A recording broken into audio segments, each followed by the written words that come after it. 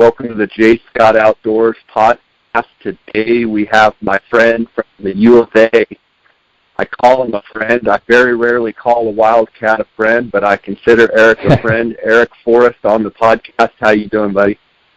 I'm doing great. How about you, Jay?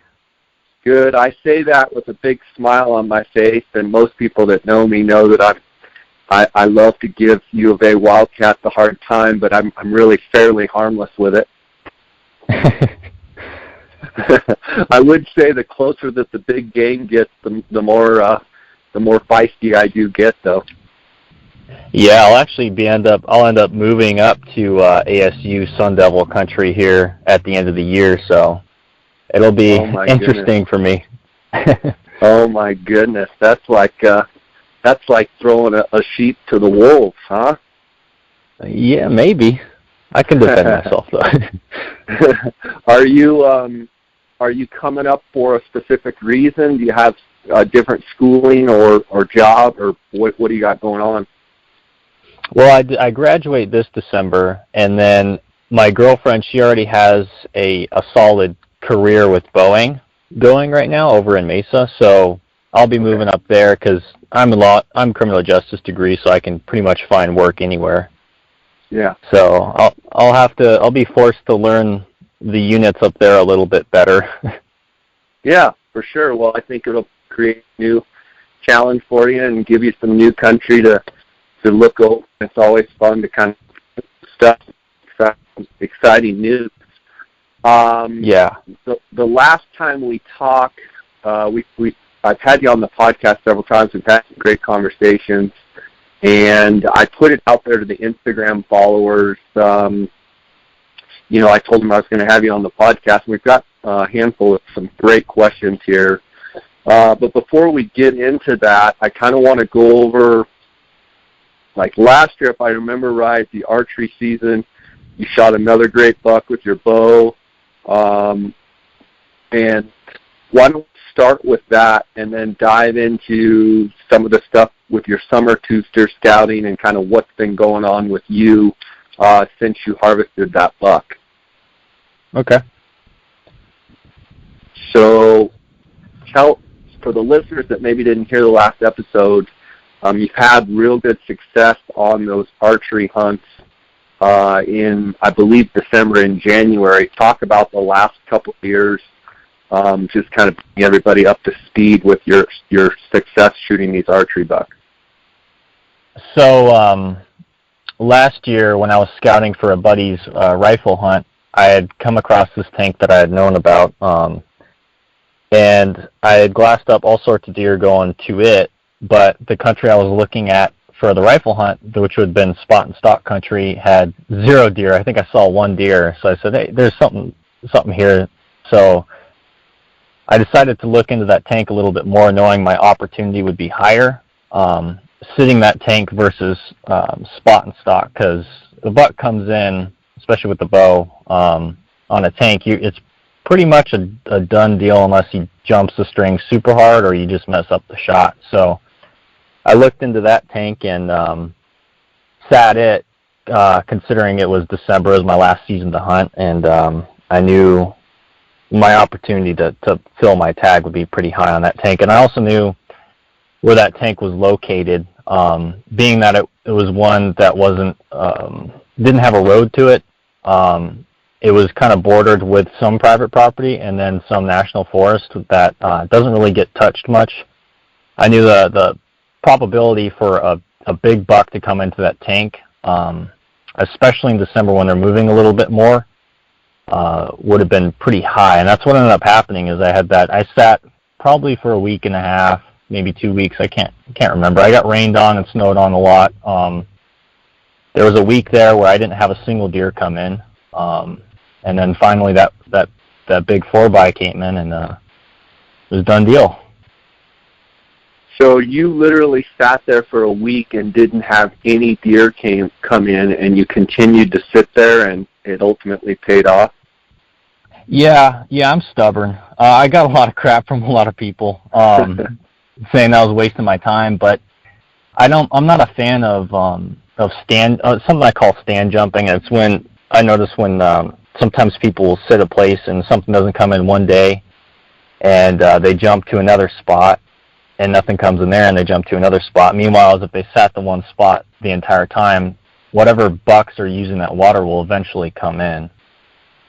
It's just you gotta play the days. If a buck comes in, water's about every 3 days, then you better be sitting there that third day, and if you want a chance at him. So you just stuck with it, and then you shot that big buck, and that was in December, is that right? Yes, sir. So you filled your 2017 archery tag, and then you went hunting in January. Did you shoot a buck with your bow in January as well? And did that allow you then, did you put in then for the rifle hunts, or what's your status with your current tag situation? So I was pretty dumb in January. I had hung a camera up on the tank after I shot that buck just to see, get an inventory of what else was coming in. And I went and changed gears and went spot and stock because that's something I really love to do with a bow. And there's this one buck that I've seen every single year. I shot at him once, and he did the old whip around, and I ended up catching his rack. Ended up catching my arrow and breaking my arrow.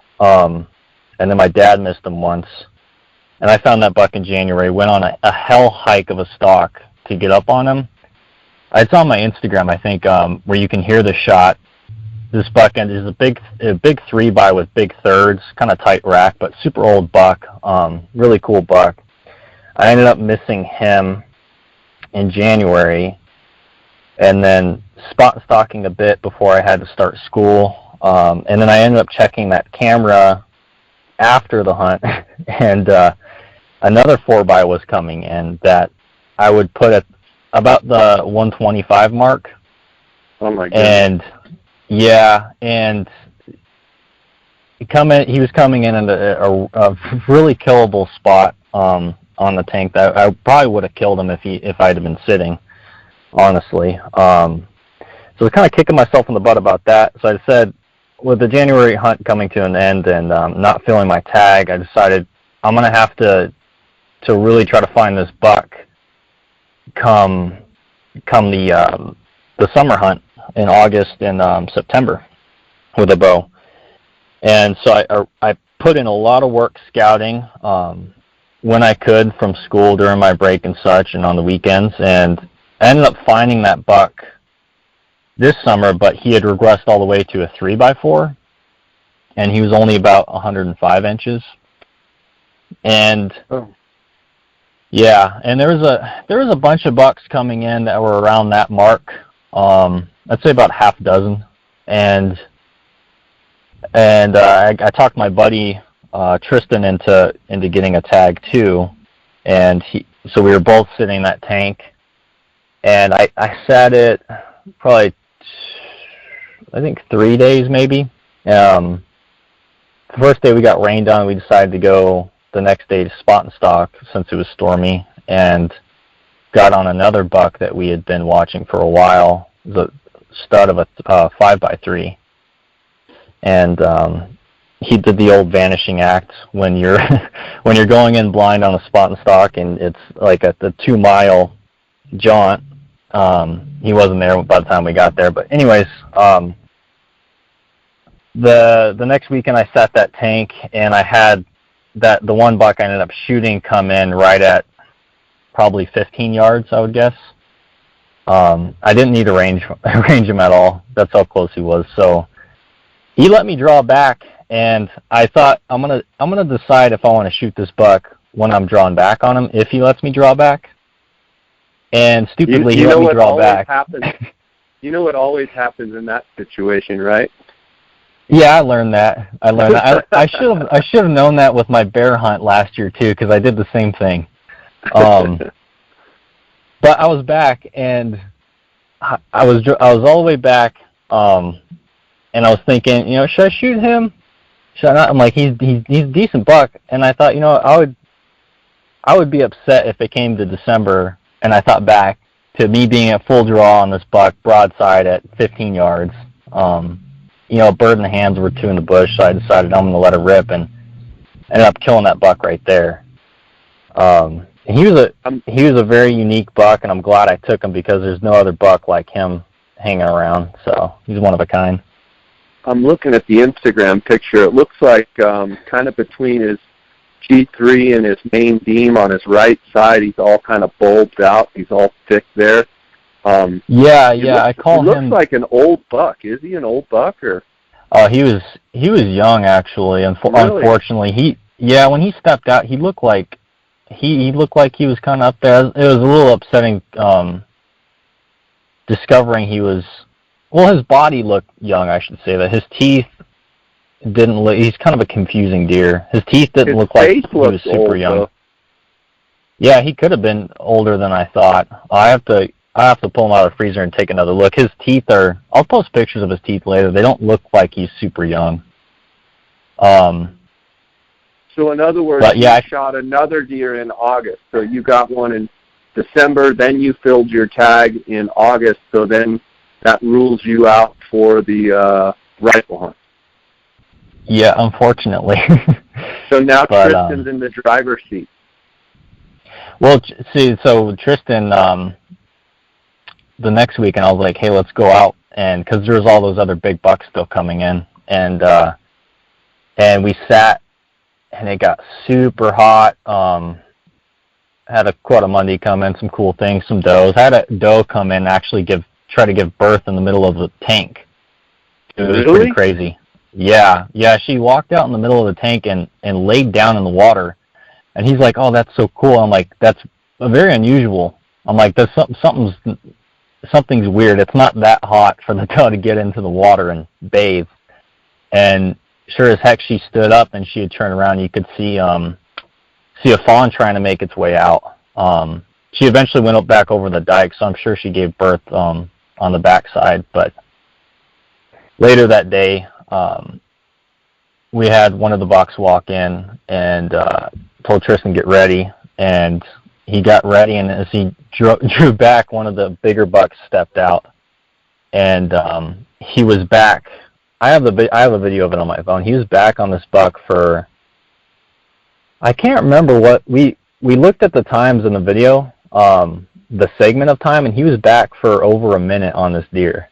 And I couldn't believe that he was able to still be accurate after holding back that long, because the buck was behind another buck, and he was waiting for a clean shot, because it was just too close to where if he shot in the smaller buck that was in front of him with his head up, he would have hit that buck in the head or in the neck or something. So I was pretty proud of him. He showed a lot of discipline. And good. That buck was we never put a tape on him, but he was a solid 3x, probably in the 90s maybe. Nice. So he filled his tag too. Yep, he filled his tag. So we didn't communicate well when the draws came, when we were putting in. So we ended up all putting in for the third hunt. That is a 2-weekend long hunt. Yep. And so we're like, all right, one of us needs to hopefully kill here soon on this archery hunt. That way we can take the number of tags down a bit. And fortunately, both of us killed. So it's Savannah's in the hot seat right now. And I just got word from my buddy that he found another drop tine buck with the dropper on the same side as the one she shot last year. So if she kills another drop tine buck, I won't know what to say. That's your girlfriend, right? That's Tristan's girlfriend, Savannah. Tristan's girlfriend. Okay. Yeah. Yeah, because she shot a drop tine buck last year. Yeah. Yep. So she's got you and Tristan. So she's really in the driver's seat. Yeah. She's whipping our butts. Awesome stuff. So you've been busy with school, working 2 jobs, busy as can be. But you've still been scouting. You've still been out looking around. You've found some great bucks. I'm looking on your Instagram page. You had mentioned something when we were talking before the podcast started that you had kind of had to figure out a little different way to scout. Talk a little bit about that. Yeah, so in order to graduate this semester, sort of on time, I had to take 24 credit hours, which is 8 classes, and I needed, because I'm double major, I need to do 2 internships, which is you have to do at least 135 hours per internship for it to count. And then to pay for driving back and forth with internships in school, I have to work 2 part-time jobs. So I get a little tight on time, so I knew that. I try to be as much of a forward thinker as I can when it comes to hunting and life in general. So I knew that I wouldn't be able to scout every week like I used to be able to. So I decided that I'm going to round up all my cameras before the year, and around June when the deer dropped and they're just starting to grow, I'm going to get all my cameras out. And I think between Tris and I, we had about 25 cameras, which is, to some that might be a lot, to others, especially some guides, that's like a drop in the bucket. But I focused on just doing 2 weekends, just hitting it hard and getting out as many cameras as I could in those 2 weekends, and putting 32 gig cards in them and full batteries and leaving them for until just right before the rifle hunts, right when they're about to start shedding their velvet. So hopefully what the thought was is the cameras take the pictures all the way till then. When I check, the bucks that are hard-horned and still in the area are likely to be there in October and November. And fortunately, when I'm still in the process of rounding up cameras, but all the cameras I've picked up so far have been taking pictures all the way till the day I went to go pick them up, and which is nice, but at the same time it took like 3 to 4 hours to go through pictures because I had just under 50,000 pictures to go through. Just for, I don't know, I think it was like 4 or 5 cameras I pulled. So yeah, it was nice because those cameras were kind of doing the scouting for me while I was busy with school and work. So a couple questions. What kind of cameras do you use? Are they all the same kind? So that's a good question. I'm a camera geek, and I absolutely hate when I go to a spot, and especially if it's far back and I leave it for a while, and the camera filled the card in like 2 days. So I found that Bushnell's pretty good on battery life, taking good pictures, and just overall lasting for a while. I've gotten more towards Browning cameras because I've discovered that they can accept cards higher than 32 gigabyte, and the batteries in those last a long time. But they're a little bit more expensive, so I kind of use those Bushnells more. I've been using on Amazon. Bushnell sells a camera model called Bandit, and I've been playing around with those because I picked them up for like $50 each, because the price fluctuates on them a lot. So that's kind of what I found. Bushnell and Browning are the best camera companies that I've used so far. Okay, let's talk a little bit about, you say that mostly you use 32 gig cards. Yeah. On your camera settings on these cameras, so usually you would be checking them quite a bit more than you have this year with all this work and school and everything you got going. How many photos, when you've been rounding up your cameras, like, are you at like 5,000 photos? How many photos are these 32 gig cards holding? Roughly. It kind of varies from camera to camera. Normally, like if it's an old salt spot like a place where the deer are kind of congregating a bit, I'll put the settings on for 2 pictures at whatever the medium megapixel quality is, and then I'll do like a 1-minute delay. If it's a spring, I will do the same thing, but I'll take the delay down to about 30 seconds or so, because the deer might be moving in and out quicker on the water. For most of these cameras, I was getting a range from just under 25,000 to 32,000 on a 32 gigabyte card on those Bushnells.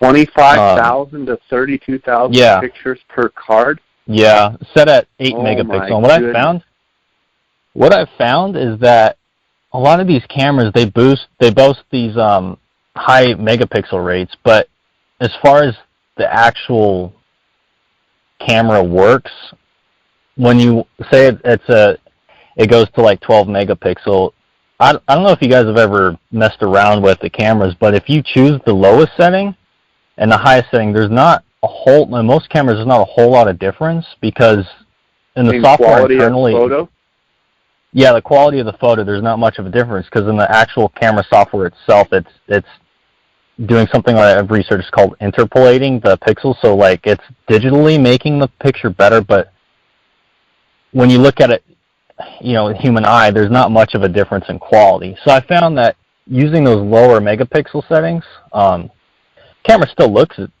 pictures still look as good, but you're not having as big a file size, and that saves battery life on your camera and then space in your SD card. That's a very good tip, and correct me if I'm wrong, but in the stage of, through the summer and up until now, you're not necessarily trying to capture the world's most crisp image. You're in essence trying to have as longevity as possible and make sure that if any good buck comes in, at least you get an image that that buck's there, rather than a month into it or 2 months into it, your card's filling and you miss a big buck. So you'd rather have a lesser quality photo, but at least be able to go, that's a big buck, and know that, hey, your cameras are still soaking and still working. Exactly. Yeah, I looked at this season, just, like I said, throwing all those cameras out and just leaving them from June till end of October, November, as just inventory gatherers, just to see what's out there. And I use them as a tool. So when I go through the pictures and I see, a good buck, on one camera I know, hey, that buck was over there this many times. I should go, maybe for the rifle hunts, when I want to go scout with the glass, I should go focus in that area. Right. That's how I use them. Let's talk a little bit about these 25,000 photos. So when you go to collect your cameras, do you pull the camera or do you just go swap the card? And a further question is, do you sit there with your iPad or your phone or whatever you check, and you check them right there? Or do you find it faster just to swap card and bring everything back home as much as you want to check it, and then just check them on your computer? How do you go about that? So that's a good question. Scouting leading up to the August hunt, I have a little adapter for my phone that the SD card I can put into, and I would check it on the spot and then download the pictures onto my phone and put the card back in the camera and let it run. But for these you would hunts, just download. You would probably just scroll through them on your phone and select the ones you want to download, and then delete the rest, and then put the card back in. That usually takes quite a while. So normally I'll put it in and I'll scroll through real quick and just get an idea. Oh, that buck's coming in. Oh, this buck's coming in. This spot looks like it's good. I'll download the pictures onto my phone. I'll just move them from the card onto my phone and then stick the card back in the camera and move on. Okay. But with these recent cameras I was just talking about pulling, because the rifle hunts were coming up and I didn't, it's a jaunt to get some of these cameras. I figured that's the last time I'm gonna need to have them there, if the bucks are there, I'm going to know they're there.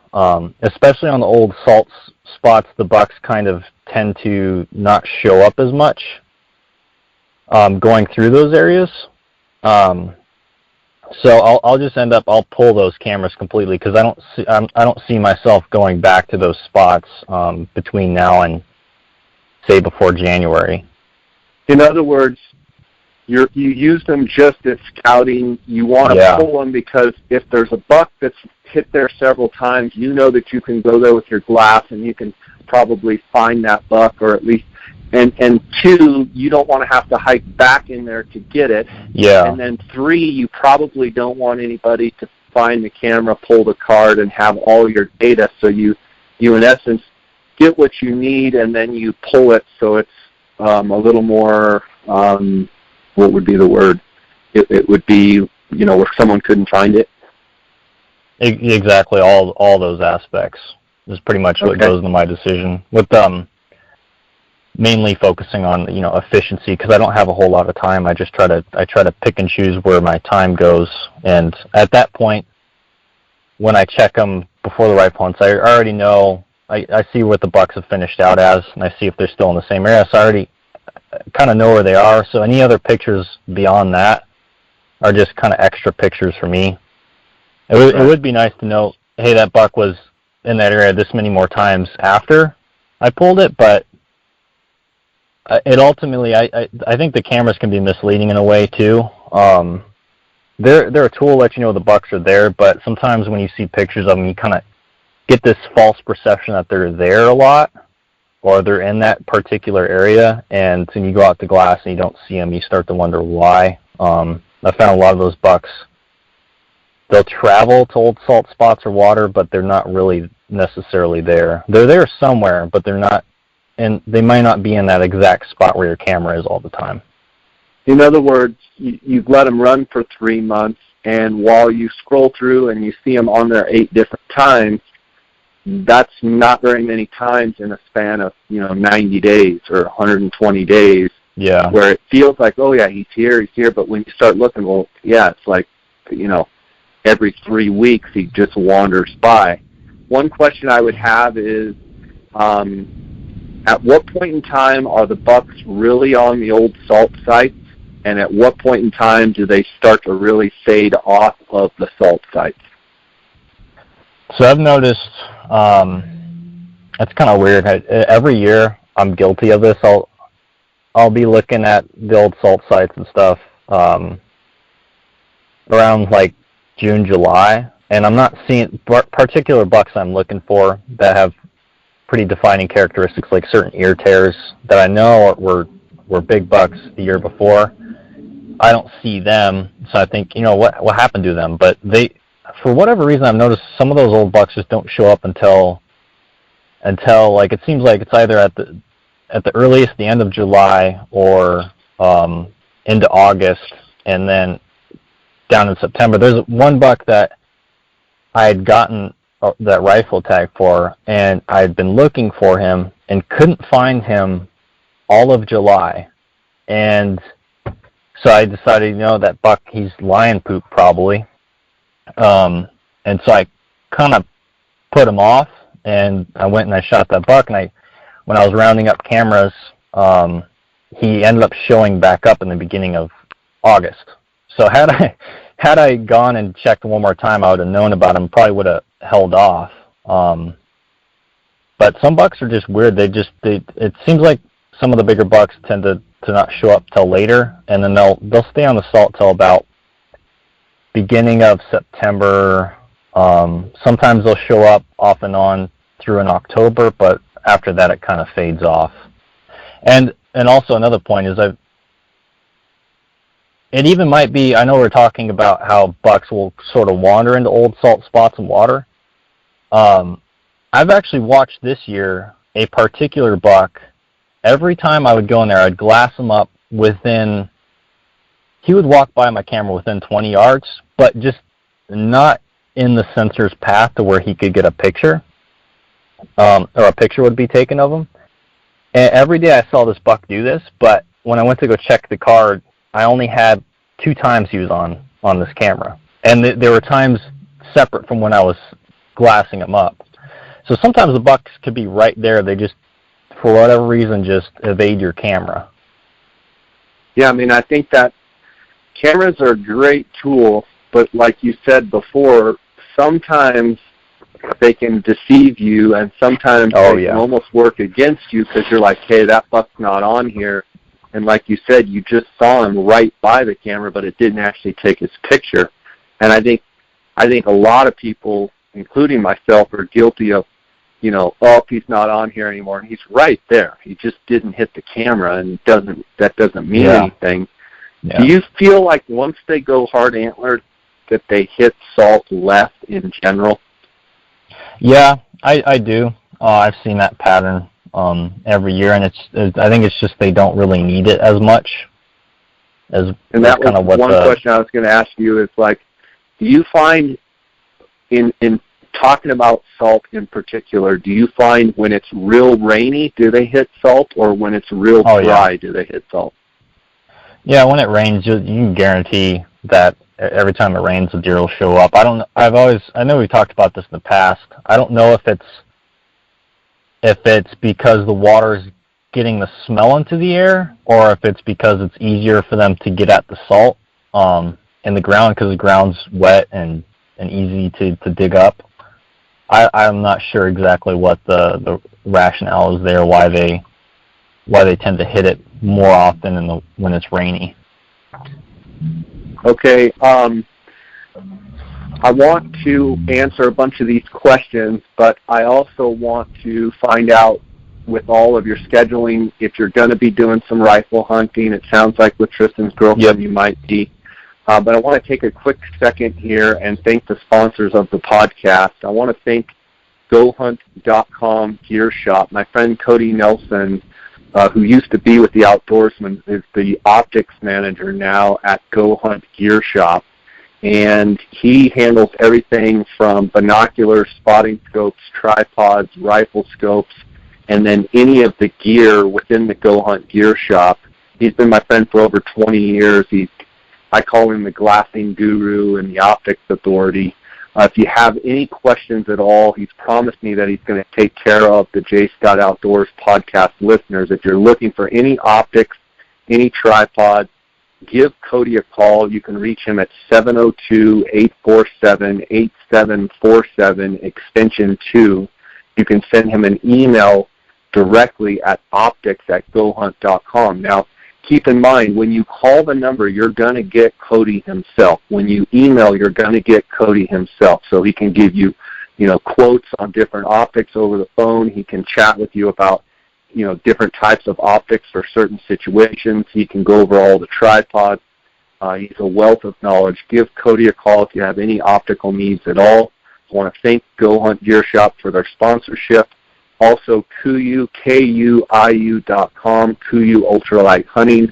That is the gear, the backpacks, the clothing that I wear. I've been wearing it since 2010. Coues.com to learn more about them. Check their website out.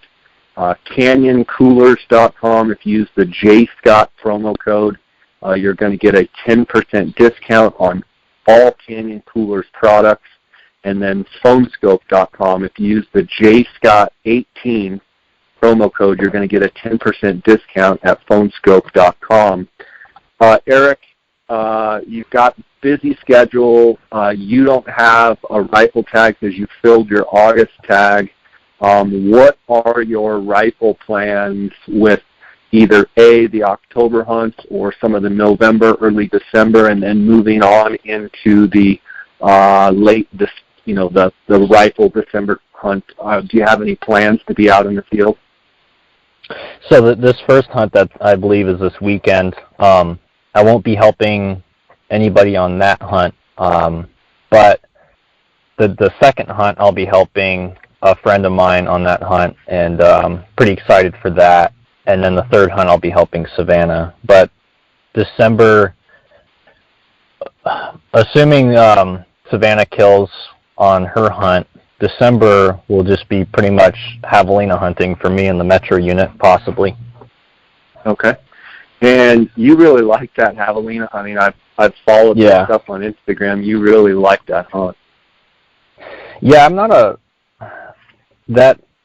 I like killing 2 pigs a year because I like the extra meat. But I'm not a fan of that January hunt because when I'm hunting deer, I don't want to get distracted with pigs.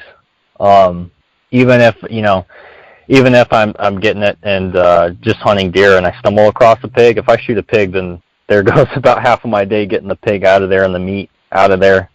So I try to just do that December hunt. That's over the counter. It's pretty simple. Gotcha. Let's dive into some of these questions. There's a bunch of them. I don't know that we'll get to all of them, but let's just dive through.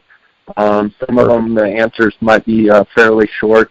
Some of them might be longer than others.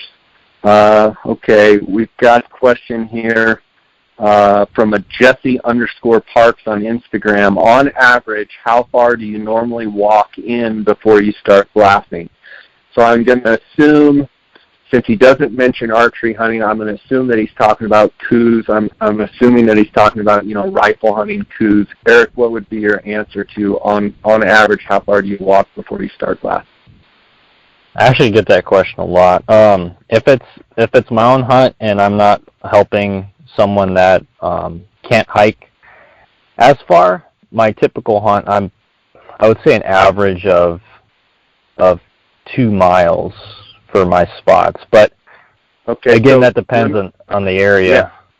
Let me back up and ask you just a follow-up question. So for the listeners out there, what you're saying is, on average, the spots that you like to hunt from your vehicle, that you're going to walk roughly 2 miles and then start glassing. So I would assume that walk is with the headlamp and, you've got your route kind of predetermined, and then you're walking about 2 miles, and then you start glassing and spend the day glassing.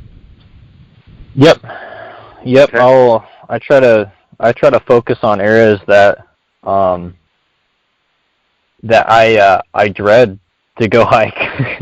If I'm kind of like, if I'm producing some excuses not to go, that's the area I kind of want to go, because I know that kind of gets me away from the crowd. Yeah, and I would answer, and I always tell people, if you can walk at least a mile, if you can get a mile away from the nearest road, that gives you a chance of getting into that better age class, better quality buck. Usually, it's not a guarantee. And sometimes in Arizona, it's hard to find a place that you can, walk a mile and you don't hit some other road or four-wheeler trail or something. Yeah. But in general, it's so easy to just get to a high spot in the road and just glass and think, I'm really pounding it. But that usually gets hammered, and in southern Arizona, even central Arizona, the bucks by the road get shot. So if you can get in there a little bit further, so that's cool to hear that you go, 200 or 2 miles or so. A question from Jeremy Zelko: can you find 100-inch plus inch Coues? Let's see. By getting up high and looking, or do you have to? I'm sorry, his question cut out here. Can you find 100-inch plus Coues by getting up high and glassing, looking far? And I think his question is, or do you have to get close to them? Eric, what's your answer to that? That kind of ties into something I was going to hit on that previous question too. Sometimes I've noticed it's not even necessarily hiking as far to get away from people. It's hiking up to the vantage points that people don't really want to go to. And oftentimes, if you hike up to that hard vantage point to get to, you get a completely different angle of glassing than most people that they're not going to have. And that could be the difference of finding a 100-inch buck or not finding a 100-inch buck. I think you bring up a huge point there about angles, and that's something we don't talk about very much. Yeah. But would you agree that sometimes the angle is everything? In other words, what you said, you're going to a spot that may be just hellacious to get to. It may not be necessarily 2 or 3 miles in. It may only be a half mile or a mile in, but nobody wants to go there. But if you can get there, you actually can get up and get an angle that no one else can see, And I think that's a huge, huge tip right there for people. Yeah. Especially if it's a thick area, angle's everything. There's been times where I know a buck's in a certain area, and I blasting it from one angle, I don't see anything, and you hike to another angle, and then it's like the buck's right in the open. Arizona's just it's like that, and the Coues deer hide so well in this thick stuff, and especially you get boulders and stuff. You have to be at the right angle just to see a buck sometimes. For sure. Would you, without skewing your opinion, I have an opinion that if you can, typically the higher you can get, the better you can see, and the more that you can look down on a deer, the better opportunity you have to find it. In other words, if I was looking for a particular deer, obviously you want to be fairly close as well. You don't want to be so far away that you can't make anything out, but so distance plays into it. But if you can get high and look down, just like what you said, if you change the angle, he's out in the open, whereas when you're kind of lower, there's a lot of brush, and those openings are not as big. It seems like when you get real high, you can actually, those areas open up quite a bit. Even areas that look thick, you know, when you're looking horizontally, when you're looking down, all of a sudden that changes that. Oh, yeah, for sure. I'm always a proponent of getting as high as, you're trying to find a vantage point in an area that will get you as high as you can with as many views as you can. I have noticed, though, the caveat to that is that if you're on a really steep point or ridge, like you can glass down low and see the stuff lower, but oftentimes the hillside that you're sitting on, you cannot see below you. And I found some of the bucks actually, I've gotten screwed in the past when I was hunting with Justin Birch, and we were looking for a particular buck, and we were up as high as we could go and looking down, and the buck we were after was about 100 yards straight below us, so we could never see him because you just can't see down. So, if you have a buddy, that's the best thing, because you could position someone lower down looking at the ridge faces, and you could be up high looking down at all the draws and in all the cuts. Yeah. And that's mainly where being up high helps. I think that you bring up a good point, too, and I've talked about it before on the podcast, but if you have a buddy cross-glassing, in other words, you or your buddy go to the high knob peak and have the other buddy get across and basically be looking into below where you're at and cross-glassing, or if you've got a big canyon, you're on one ridge line, your buddy's on the other, and you're basically paralleling with each other, looking. Basically, you're sitting with your tripod facing your binoculars or looking in the direction of your buddy, but you're looking at different angles and you're cross-glassing, and that is a huge tip, I think, out there for people that, if you're hunting with a buddy, definitely try cross-glassing. Not to be confused with cross-dressing, but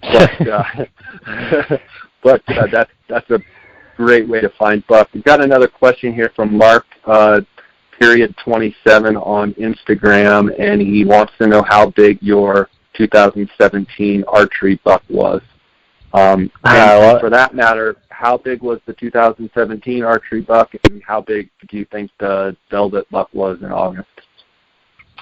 I got a lot of people asking me that. I never put a tape on him. Good for you. Good for you. Yeah. I don't know. I get score, like, especially with guiding. It's very important to know score and to score bucks to build up your knowledge and your ability to estimate deer. And it's nice to communicate, oh, hey, that buck is like 110-inch class. He's about this much, right, just to know what he is. But as far as when I kill a buck, and I have him on the ground, I don't want to score him just for the simple fact that I don't want that. It sounds kind of, I don't know, hippy-dippy to me, but you don't want it to skew your the elation you had of shooting the buck, right? Yeah, I don't want it to re-identify him in a way. Because I like that. You put a number on a buck, and then someone else shoots a buck that's a little bit higher number, then he's seen kind of less than that buck to a lot of people, and I think the buck is what he is. He's an old buck. He's big, and that's all that matters to me. I don't want to put a number on his head. I'm a huge proponent of field judging and scoring and putting tape on things and knowing what things score. But it seems the older I get, the more it doesn't really matter, because the buck is the buck's dead. And so if he's bigger than what you think, are you going to be more excited? If he's smaller than what you think, are you going to be less excited? And so I love that answer. Yeah, I love that answer for sure. A question from AZ Cole Open Desert. What's your opinion on big coues differing their patterns from smaller deer? So in other words, I think he's asking specifically big coues bucks compared to small coues bucks. What are some things that you've noticed in their differing pattern? I've noticed the vast majority of those older bucks tend to almost be more sedentary in a way. Like, they don't move a whole lot. Either they don't move a whole lot or they move too much to where it's hard to find them. It's kind of funny how big bucks, they either tighten their circle or they just go crazy, and you see them all over. It's really one or the other. Wouldn't you agree? I mean, it's either they're real tight circle or they travel. Yep. It's funny because there's 2 5x3s that I'm interested in for Savannah's hunt. And one of them, he has such a wide range that it's to the point where he's showing up on each end of the mountain range whenever I go look for him. And then the other buck is so tight that, there's this one certain canyon you could always go find him in. It's kind of weird. I wonder if that's just if that's a behavior they have because they are like that, they've survived that long. I think they're all different. But I would say in general, I'm curious your opinion on this, in general, it seems like the older a deer gets, the more they tighten their pattern. And I would say the drifter buck or the traveler buck is a little less common than, I would say more common would be that they would tighten their pattern and they don't move as much. I'm curious your thoughts on that.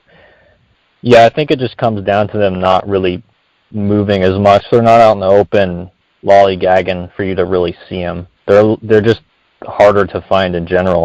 They just don't. I mean, I've watched some more mature bucks, not necessarily like the biggest bucks on the mountain, but the more mature ones have been around the mountains for a long time. They kind of just they'll get up and feed in bed, but they're not really covering a whole lot of ground, not really going across hillsides. They're kind of just laying low in a way. Yeah. Here's a question from Marcus 12 Munoz, and I'll answer first. Big deer 34A question mark. And my answer would be, Marcus, yes, there's big deer. There are big deer in every unit in southern Arizona. Don't ever let anybody tell you anything different. 34A, obviously the Santa Ritas, you've got everything from desert floor all the way up to the highest pines, some of the highest elevation in southern Arizona.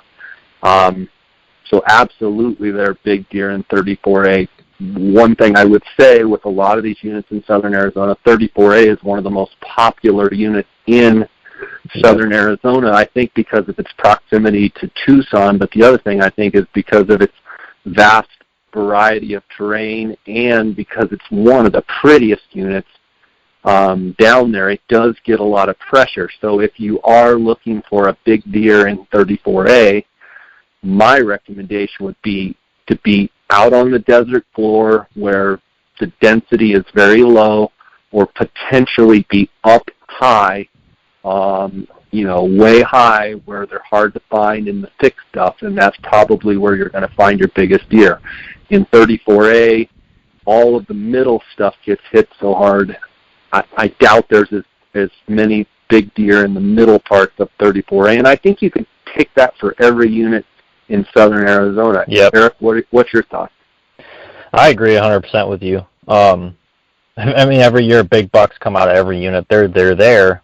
You just need to find them. And just like you said, those middle range spots that have easy access to, with roads and stuff, you're not really going to find that many big deer along those areas. Yeah. Question from Dudley_AZ. Are most of Eric's hunting skills self-taught or learned through his father and their crew?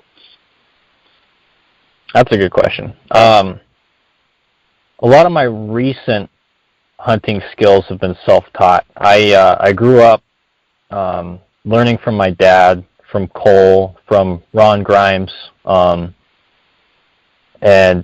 some other guys that aren't as well known because they're not on social media much, but they're straight up killers with a bow. And I've had I've been fortunate enough to learn from those guys, and I've taken kind of bits and pieces that they do that work for me, and then built on top of that for my own kind of style. Everybody's different. Certain things that I do are not going to work for someone else. It's just finding kind of the hunting skills that work best for you. And that's all through trial and error. And for those out there wondering, you've spooked your fair share of deer over the years, haven't you, bud? Oh, yep. Me and you both. I've done some of the craziest, dumbest things you've ever seen in your life, and, sometimes they work and sometimes they don't. And I think, like you said, trial and error. You learn as much as you can, but then it comes down to kind of having your own style and figuring things out, and a lot of it comes from screwing up. Oh, yeah. Yeah, and I'm definitely not the nowhere near what you would call a great hunter. I focus on working as hard as I can and putting myself in situations where I get as many opportunities as I can. I like it. Game Chasers 3 says anything and everything about 100-inch bucks, where they like to stay, patterns, stories, etc. So that brings up a good question, because 100-inch, for Coues deer hunters, 100-inch is like, quote-unquote, the holy grail. 100-inch buck plus, that's what everybody's after. What are some things that you would say if people, maybe people listening have not harvested their first 100-inch buck? What advice would you give them as far as, what are they missing?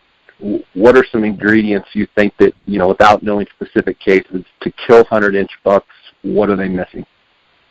That's a good point. I think it comes down to really time in the field. Maybe trying to put myself in their shoes. Maybe finding someone to have as a mentor that is successful at finding those types of bucks.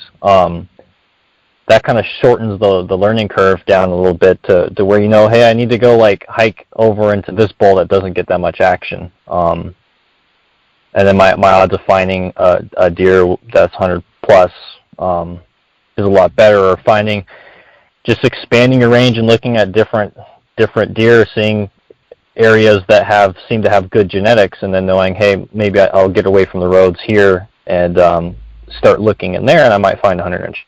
Okay, you can find, like we talked about earlier, you can find a 100-inch buck pretty much in any unit. It's just it comes down to putting in the legwork and getting behind the glass and looking at a lot of areas. They're there. It's just the process of elimination of areas, really.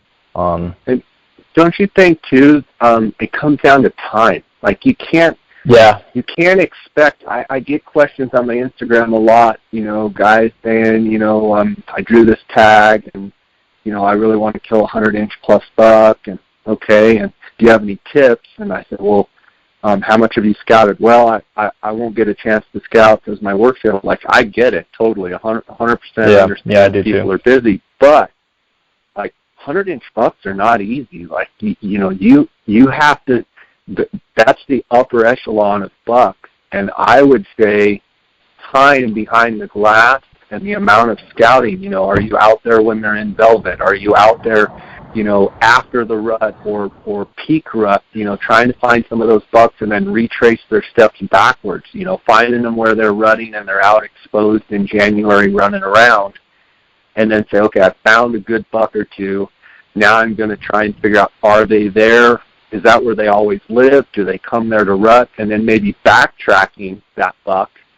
But, guys that consistently, like yourself, that shoot big deer, they're out there all the time. And I'm sure you're finding with your schedule this year being a little bit more smashed up. It's probably going to be crazy because you're used to spending so much time out there glassing, out there kicking around. But that's something that I would say is get away from the roads, sleep out on the ground, use your backpack and get away from the roads, number one. Number two is spend a lot of time. And wouldn't you say that the velvet time is also a huge, guys that shoot big bucks consistently seem like they spend a lot of time when the deer are in velvet and really figure them out for when sure. they're in velvet. For sure. And I get the time constraints and stuff. There's times where Tristan and I have gotten up at 2 a.m. or 3 a.m. to get out, to either check cameras or to make sure we're in a spot early enough to glass first light. You kind of have to work around your schedule a bit if you really want to find a buck of that caliber. And I agree pretty much with everything you've said so far. Yeah. Two specific stalking techniques that are unique to the species. That comes from N. Craftsman LLC. Coues specific stalking techniques that are unique to the species. How would you answer that? I'm not entirely sure if there's any species specific techniques. Because mule deer you're gonna stalk about the same as a Coues deer depending on the terrain you're stalking them in. I found a lot of some of the higher country stalking Coues deer pretty similar to like high country mule deer stalking in some areas, where you're using boulders and slopes as your advantage to get in close. What do you think, Jay? Yeah, I think something that's kind of unique to Coues is they tend to bed up and hold like quail. So I think if you're talking about either archery or rifle, and that's where if you have a spotter that can either A, radio you, or B, hand signal, or have some sort of signaling system, if you can, even with the rifle, if you can bed a deer down, have someone stay on that deer or stay on the bush that the deer's on, in other words, so they don't take their eye off, which we've talked about before. Yeah, exactly. And then the hunter is able to stalk into, even with the rifle, if you're able to, sometimes stalking to 300 yards is difficult on these deer. So specific techniques are know that those deer are going to hold up like quail, and I've seen it so many times where people get impatient, and instead of getting with the rifle, 250, 300, 350 yards away and getting in a rock pile and going, okay, I'm in a sniper position, I'm now going to sit here and wait until that deer gets up. They get impatient, and they go walking saying, oh, that deer's gone, and they get 10 yards from the bush where their buddy said the deer is, and all of a sudden the deer jumps up. Yep. So, I think that is kind of specific to Coues. They will let you walk a lot of times. Sometimes they'll, you top over a ridge at a mile and they'll take off running. Sometimes they will let you get to 10 yards and they will hold. Even big bucks will hold, and all of a sudden they'll just blow out. So I think that's, something specific to stalking for sure. Let's go to John Milburn 237. Best way to hunt pressured units in Arizona. It kind of ties back to what we were just talking about a couple questions ago about trying to find the areas that that aren't pressured as much. Like 33 is a notorious unit for getting an insane amount of pressure on these rifle hunts. And it seemed like over the years, people knowing that they need to get out farther has kind of made the unit almost to where those areas that are harder to get to are seeming to get more pressure too. Even in that case, you just got to try to find some of the spots that people don't really necessarily think about hunting. I think is what it comes down to when you have a unit that's got tons of pressure, even on the spots that are hard to get to. And those could be like the spots that you notice everybody drive right past to go hunt their favorite stomping grounds. I think Dwayne Adams talks about this too, like those highway spots that everybody's driving right past. I found some of the biggest bucks I've ever found in spots like that. But people don't, and it's not really a secret because, I mean, I'm guilty of it all the time too, even though I know that those places are worth looking at. For sure. I think, too, when you start talking about pressured areas, I think you have to be disciplined as far as you have to be out there with the headlamp before light. Don't be the guy that leaves camp in the gray light and finally gets to his glassing knob and out. Like, you have to be diligent. You have to walk out with a flashlight. Like, I don't see anything. Usually that last 30 minutes of glassing is when the biggest bucks, or when the bucks in general stand up, and a lot of people are already hiking back to camp. So, and then midday glassing. I think even in heavily pressured units, deer that, know that there's a lot of pressure around, a lot of times, 11, 12 o'clock when that shade changes, they will get up and feed and move around. You know how it is, Eric, when you're sitting there glassing, you see a buck, he's feeding, all of a sudden you look away for a second, you look back in your binos and he's gone. You're like, he's gone. The deer's gone. He left. He must have ran off. And then you sit there and look and look and look and look, and 30 minutes later you see a little ear flick, or you see his head just twitch, and all he did is just lay down, and they're notorious for disappearing. So, I would be more diligent in my glassing in pressured units. That would be a tip that I would give. Yeah. Can I add something real quick on that? Yeah, for sure. So to answer this question better, too, I've noticed I've hunted a while back. I had a rifle hunt in 34A, and there was guys crawling around everywhere. But we had known a certain buck was in the area and still went there anyways. And just like you said, about 10 a.m., most of the guys were already out of the field and gone back to their camps or back to town or whatever. So it's almost like one of my tips could be not to shy away from pressured areas as much. If you have a firm confidence in that you know what you're doing, especially if you're glassing up guys that are just glassing free-handed with binos, you can kind of count those guys out as being competition for whatever buck you're in there for, or whatever buck you're trying to find. Just because an area's got a whole lot of pressure, there's a lot of foot traffic going around, doesn't necessarily mean you can't still be successful in those types of units. Great. Yeah, great answer there. Trace Topper, it looks like 777. How do you go about finding a target buck and then keeping tabs on him until the hunt? That's the $1 million question right there. So how do you locate a buck you want to shoot, and then how do you keep tabs on him? What do you do? So you could locate him through trail camera or glassing, or just randomly stumbling upon him. and then keeping tabs on them. I use the trail cameras as a tool, like we talked about before, but it mainly comes down to glassing and being disciplined glassing, getting out there and trying to lay actual eyes on where he is and what he's doing at the time. And if it's kind of hard because you have to have the time to do that. Especially with these older bucks, you need to really try to be there, like you said, during the midday glassing too. If you don't see them in the morning, glassing throughout the whole day, trying to keep tabs on them. I don't know if that answers.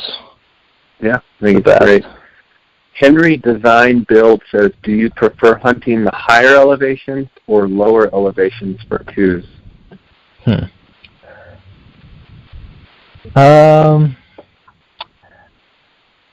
The typical answer is to either go extremely low or extremely high, but I feel like if you find an area that's mid-range that a lot of people don't go to, that's also a really good place to look. I found monster bucks in the flats. I found them mid-range. I found them up high. They can be pretty much anywhere. I'm sure you see that too in all your hunting here and in New Mexico. Yeah, for sure. I think you have to look at your own skill set too and be, am I the type of guy that's going to be able to go for 5 days and not even see a deer, but maybe on that 6th day or maybe on that 14th day, all of a sudden a big deer steps out.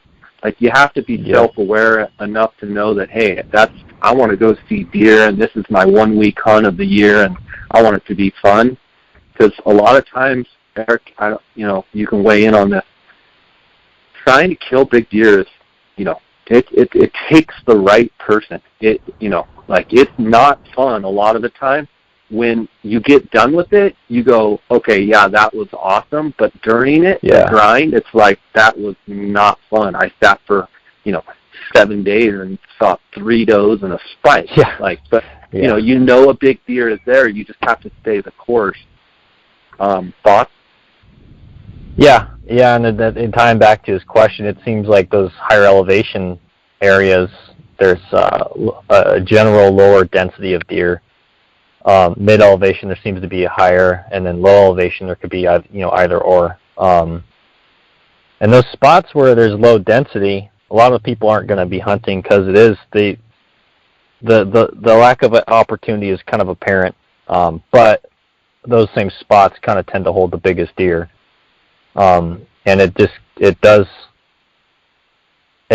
suck. I think the main theme here is just being disciplined and sticking it out. It sucks waiting that long for the right opportunity on a big deer and then not knowing if you're going to get that opportunity. A lot of mental games going into shooting big deer. Oh yeah, for sure. Henry Design Build asked a question also, question for Jay and Eric. What are your 3 favorite units to hunt Coues and why? I would answer, I don't know if I'll give 3, but I really like 36C because I love glassing Ocotillo. I love glassing Mesquite. I love glassing kind of that deserty country for Coues. I also enjoy it in Mexico. I love some of the ranches that are more deserty. The one downside to 36C is, and I haven't been there in years, but, a lot of the illegal traffic and what have you.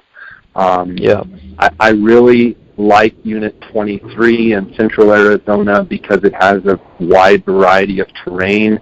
Those Central Arizona units have a little bit more of that manzanita and more of that kind of buckbrush and just some of that, kind of that mahogany and stuff that maybe you don't see like the rolling oaks and stuff like you do in Southern Arizona. But and probably because I've spent quite a bit of time hunting in both 22 and 23.